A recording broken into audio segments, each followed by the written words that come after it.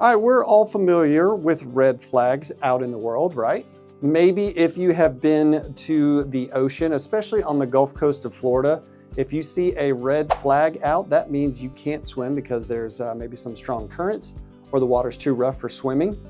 This one might not be very popular, but someone who has more than a few cats, I would say that could be a red flag. You know who you are, cat people. Rare. Stupid.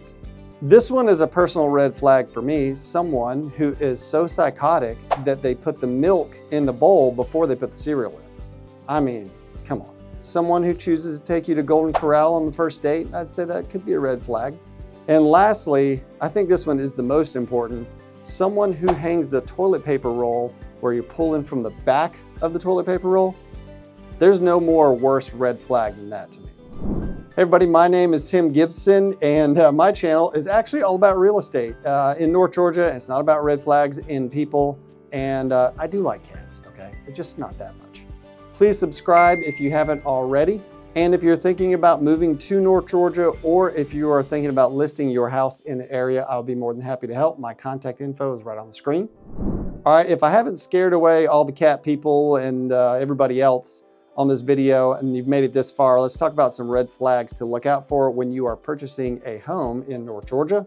So when you buy a home in North Georgia, or pretty much anywhere, you have what's called a due diligence period. So during that due diligence period, when you've got a house under contract, you want to make sure that you schedule inspections to make sure that you uncover anything there is to know about the house, good, bad, or ugly. So when you hire a home inspector to look at a house in North Georgia, they're going to be doing a general home inspection. And the emphasis is on general. They're going to pick out things on different items of the house that may need work. But in a lot of the reports you'll see, and they'll even say like, hey, we're not roofers. So we can tell that there may be some work that needs to be done on the roof, but you need to have a roofer come out and take a look at the roof. They also will say that about, the foundation, or they may say that about the HVAC system.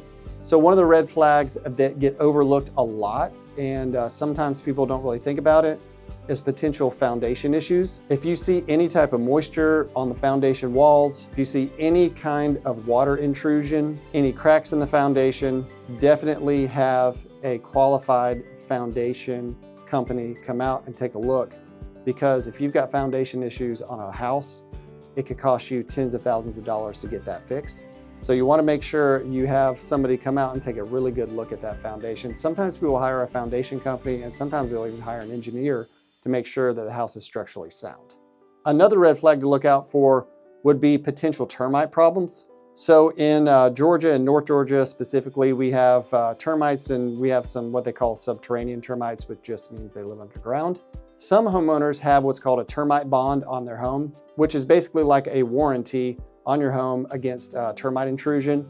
If you're buying a house with a termite bond, that is good, especially if you find some sort of active termites, then that termite bond should cover the cost of whatever repair that would need if you've got any kind of termite problems at a house. So if you end up buying a house in North Georgia without doing a termite inspection and you find out later that there's termite problems, let's just say that would not be a great day if you find that out. As you know, termites eat wood, and there's a lot of wood in a house. And you just don't want to get into fixing termite problems because it could be a big, big bill. One other thing I see a lot in North Georgia, and this would be our third red flag, is bad renovations. House flippers typically will go in, they'll buy a house at a discounted rate, and they will make some repairs to the house, sometimes very significant repairs, and other times just some cosmetic stuff. Whenever you walk into a house that's been renovated, just make sure you're doing really good due diligence there, because sometimes it's just slapping lipstick on a pig and reselling it, and sometimes the renovations are done great. You can usually tell as soon as you walk into the front door of a house if the renovations were done well, and you can also tell really quickly if it's done super cheap and someone is just trying to flip the house for a quick profit. And if you decide to make an offer on a house like this that's been renovated, make sure you're doing some very good due diligence and getting your inspections done, and you're evaluating those reports to make sure that there's no deeper issues than some of the things that you see cosmetically when you're walking in the front door. All right, so our fourth red flag, I'm gonna call this obvious deferred maintenance. What does that mean? So, if you're walking into a house that's a resale, A lot of times you can tell as you walk up to the house. Maybe you're seeing some rotted trim around maybe around the front door or around the chimney. Maybe the roof looks like it's in bad shape as you walk up to it. And obviously a roof replacement is very expensive.